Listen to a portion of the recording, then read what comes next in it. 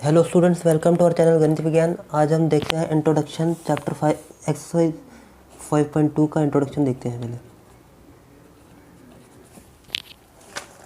इसमें क्या है, जैसे मान लो हमने जो पहले क्वेश्चन किए थे उसमें हमें कॉम्प्लेक्स नंबर जो दिया होता था कुछ इस फॉर्म में दिया था, x प्लस अयोटा वाई, या फिर हम इसको बोल सकते थे a प्लस अयोटा बी।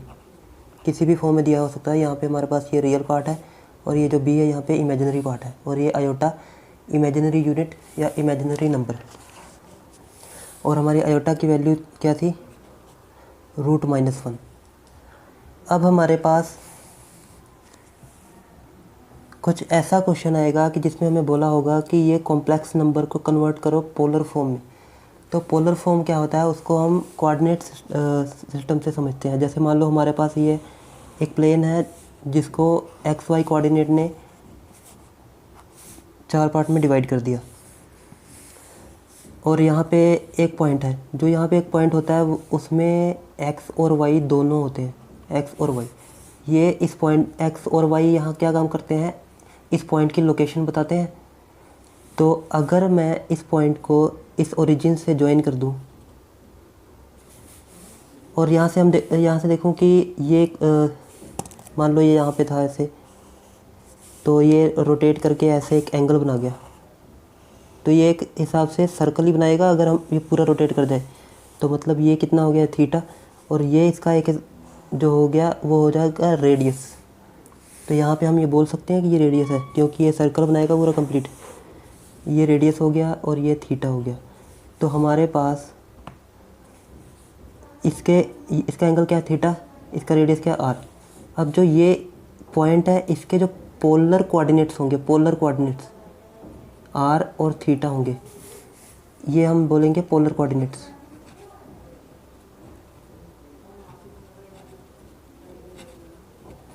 अब हमें जो क्वेश्चन आएगा उसमें हमें रिलेशन बताना होगा किसके, इस एक्स वाई और इस पोलर कोऑर्डिनेट के बीच में, इन दोनों के बीच में हमें रिलेशन फाइंड करना है।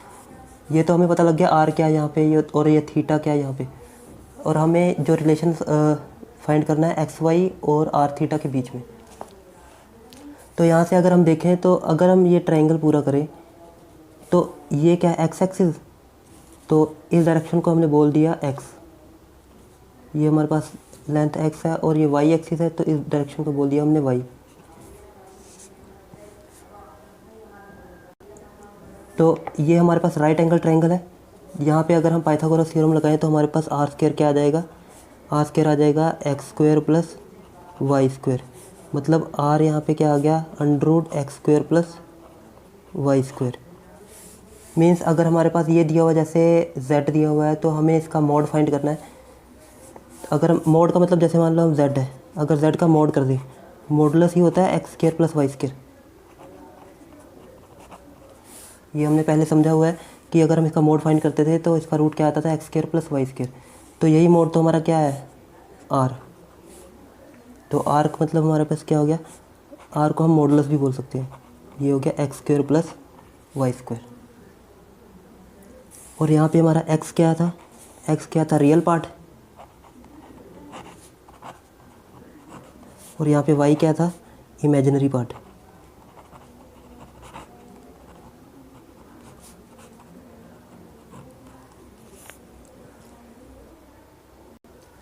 अगर इसी ट्रायंगल पे हम साइन का फॉर्मूला लगाएं, हम साइन क्यों लगा रहे हैं वो अभी देखते हैं। अगर हम साइन का फॉर्मूला लगाएं तो साइन थीटा क्या होता है, साइन थीटा होता है परपेंडिकुलर अपॉन परपेंडिकुलर और हाइपोटेन्यूज। तो ये हो जाएगा परपेंडिकुलर हमारे पास आ गया वाई, और हाइपोटेन्यूज क्या है हमारे पास, आर। तो जो वाई हो गया हमारे पास वो हो गया आर साइन थीटा। यहाँ से Y equal to R sine theta. तो ये ध्यान में रखेंगे, वाई हमारे पास होगा आर साइन थीटा। हमने वाई के इस ट्रायंगल में साइन थीटा ही क्यों लिया, क्योंकि हमें क्या फाइंड करना था, वाई को। अब हम एक कोस थीटा भी लगा लेंगे। अगर हम कोस थीटा लगाएंगे तो कोस थीटा का फॉर्मूला क्या होता है, बेस अपॉन हाइपोटेन्यूज। हमने अब ये कोस थीटा वाला क्यों लगाया, क्योंकि हमें ये एक्स की वैल्यू फाइंड करनी थी, और कोस वाले में ये एक्स होता है। तो यहाँ पे बेस क्या हो गया, एक्स, और हाइपोटेन्यूज क्या है, आर। तो यहाँ से हम देख लेते हैं कि हमें जो एक्स की वैल्यू मिल गई वो मिल गई आर कोस थीटा। तो यहाँ से एक्स y मिला हमें r साइन थीटा और x मिला r कोस थीटा। ये हमारे क्वेश्चन में यूज़ होंगे। तो मतलब जो हमारे पास जो कम्प्लेक्स नंबर था वो कुछ ऐसा था, x प्लस आयोटा y। तो अगर हम इसको पोलर फॉर्म में लिखें तो हमें x कितना मिला, x मिला r कोस थीटा। थोड़ा इसको नीचे लिख देते हैं, यहीं से लिख देते हैं। x क्या मिला यहाँ पे, r cos theta plus iota, और y हमें क्या मिला, r साइन थीटा। तो अब ये जो कॉम्प्लेक्स नंबर था ये पोलर फॉर्म में हो गया, r cos theta plus iota r sine theta. तो हमें इसी तरह का क्वेश्चन दिया होगा कि हमें इस फॉर्म में दिया होगा और हमें बोला होगा कि इस पोलर फॉर्म में कन्वर्ट करो। पोलर फॉर्म में कन्वर्ट करने के लिए हमें क्या चीज़ पता होनी चाहिए, एक तो हमें r पता होना चाहिए, दूसरा हमें थीटा पता होना चाहिए। r और थीटा फाइंड कर लेंगे तो हमें ये पोलर फॉर्म में मिल जाएगा। अब एक क्वेश्चन करके समझते हैं उससे। क्वेश्चन कुछ ऐसा दिया होगा, represent the complex number in the polar form, और हमें कम्प्लेक्स नंबर 1 प्लस आयोटा √3 दिया हुआ है। तो हम सबसे पहले क्या करेंगे, let 1 plus iota √3 is equal to r cos theta plus iota r sine theta, जैसे हमने ये किया था। और सबसे पहले हमें इसमें दो चीज़ चाहिए, एक तो हमें चाहिए r और दूसरा चाहिए थीटा। तो r फाइंड करने के लिए पहला स्टेप हमारा क्या होगा,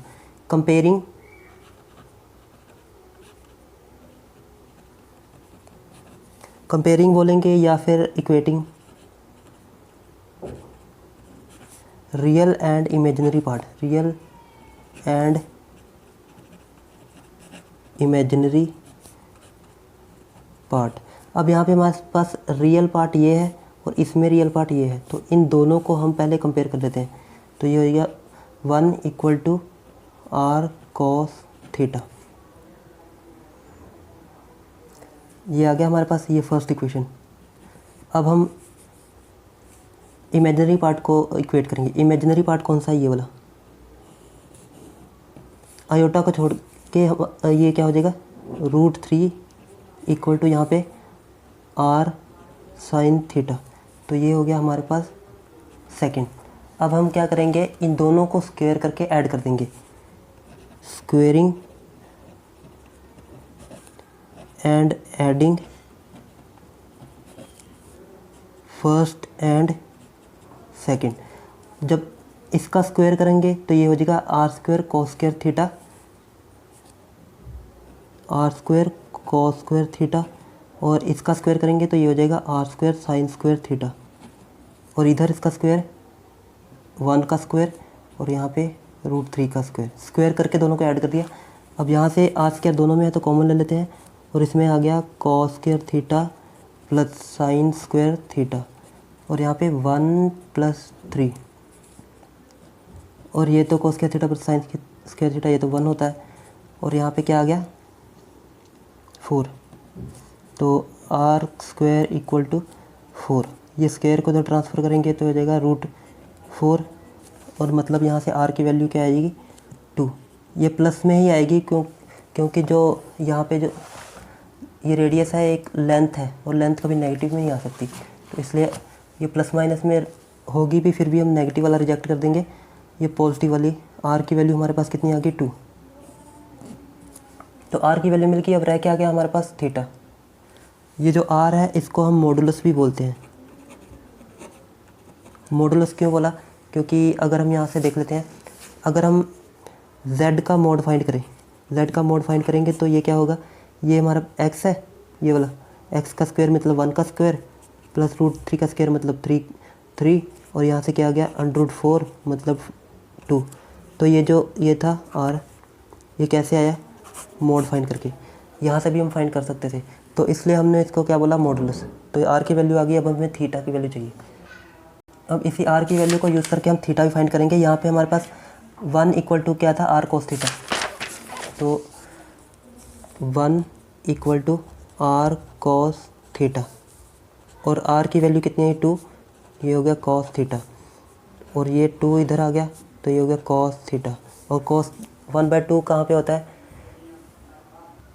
ये होता है कोस 60 पे। या फिर इसको ऐसे लिख लेंगे रेडियन की फॉर्म में π/3। तो थीटा की वैल्यू कितनी आ गई यहाँ से π/3। अगर हम साइन वाले से भी फाइंड करते हैं, साइन वाला कितना था √3 = r sin थीटा। अगर सेकंड क्वेश्चन से from second √3 = r sin theta, तो यहाँ पे r कितना 2 sin थीटा, ये 2 इधर ट्रांसफ़र करेंगे तो √3/2 ये हो गया sin थीटा। तो √3/2 कहाँ पे होता है साइन में, साइन 60 पे π/3। तो यहाँ से क्या आ गया थीटा की वैल्यू कितनी आ गई π/3। तो चाहे हम उससे निकाल लेते हैं चाहे इससे निकाल लेंगे, हमें थीटा उतना ही मिलेगा। ये थीटा भी मिल गया, अब हमें आर भी मिल गया। और ये जो थीटा होता है इसको हम क्या बोलते हैं, इसको बोलते हैं एम्पलीट्यूड ऑफ कॉम्प्लेक्स नंबर, और या फिर बोल सकते हैं argument of complex number.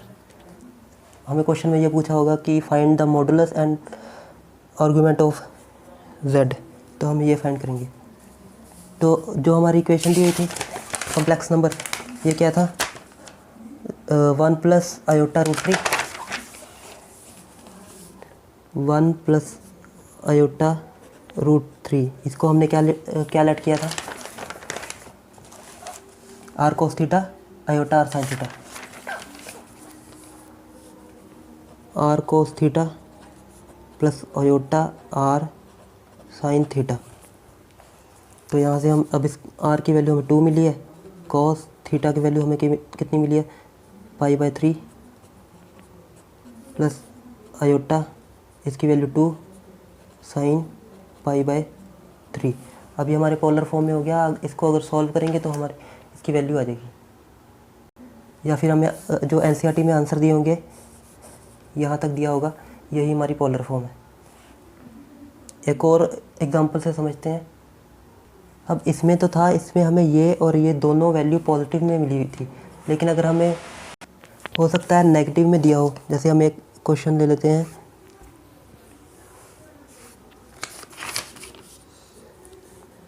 z = -1 - i/√3। अब इसमें हमें ये दोनों वैल्यू माइनस में दी हुई है। क्वेश्चन वैसे ही स्टार्ट करेंगे और इसमें फ़र्क क्या है वो देखते हैं। वैसे सबसे पहले हम क्या करेंगे, let -1 - i/√3 = r cos theta + i/r sin theta. दूसरा स्टेप क्या करेंगे, कंपेयरिंग या equating real and imaginary part.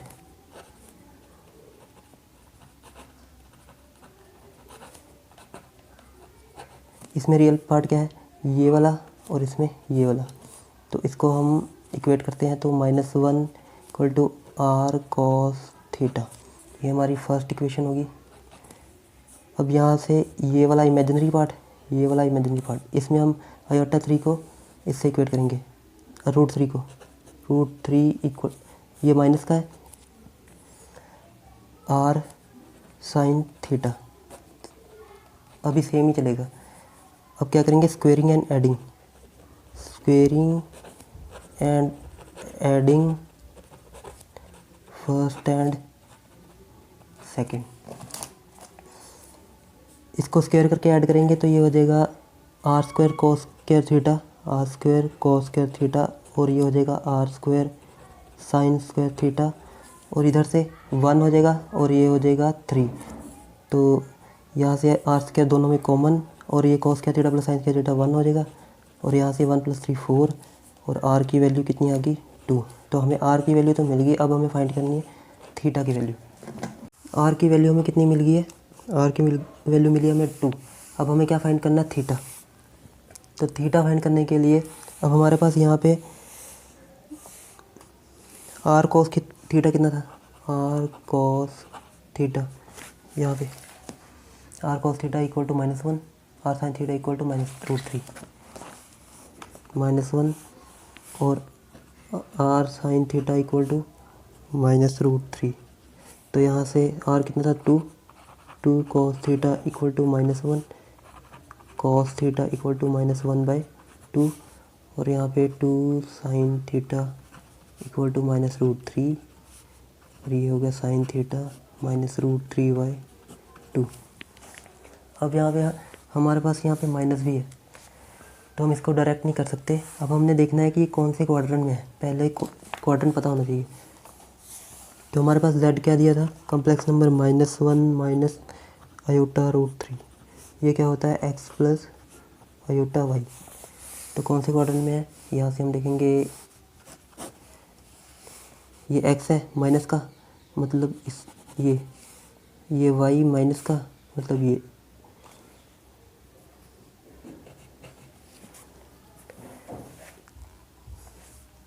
इस क्वाड्रेंट में, इसमें x माइनस, इसमें y माइनस, तो मतलब थर्ड क्वाड्रेंट में।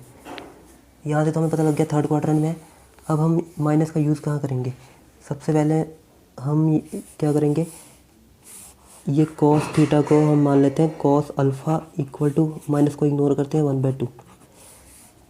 यहाँ पे हम एक कोऑर्डिनेट एक्स वाई प्लेन बनाते हैं। ये हमारे पास है एक लाइन जो रोटेट कर रही है, रिवॉल्विंग लाइन, और ये है अल्फ़ा। यहाँ पे अल्फ़ा क्या है, मिनिमम पॉसिबल एंगल। अगर ये फर्स्ट क्वाड्रेंट में होगा तो यहाँ पे हम थीटा को लेंगे अल्फ़ा के इक्वल। अगर सेकंड क्वाड्रेंट में होगा तो हम थीटा को लेंगे पाई माइनस अल्फ़ा। अगर थर्ड क्वाड्रेंट में होगा तो थीटा को लेंगे अल्फ़ा माइनस पाई। अगर फोर्थ क्वाड्रेंट में होगा तो थीटा को लेंगे माइनस अल्फ़ा।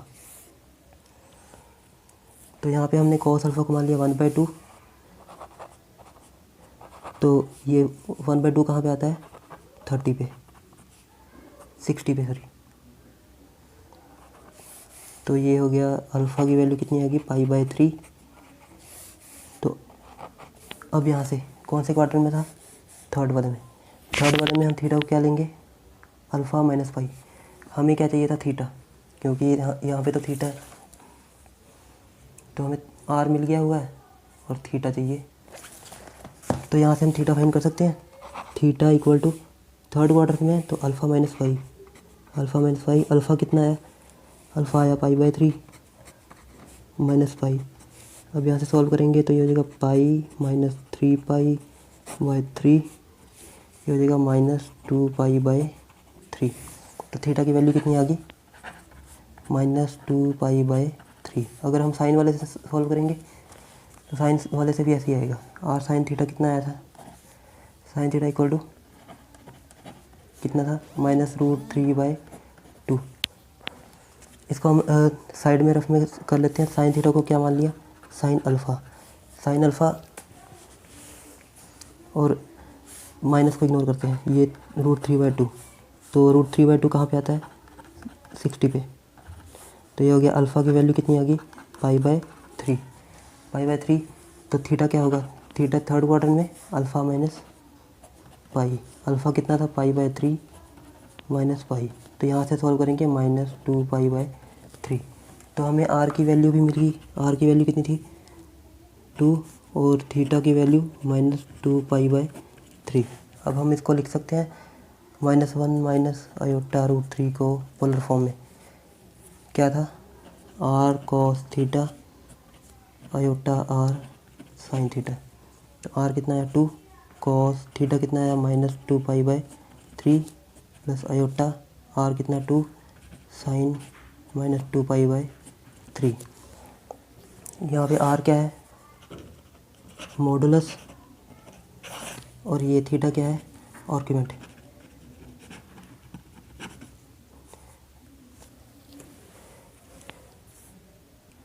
या फिर हम एम्पलीट्यूड भी बोल सकते हैं।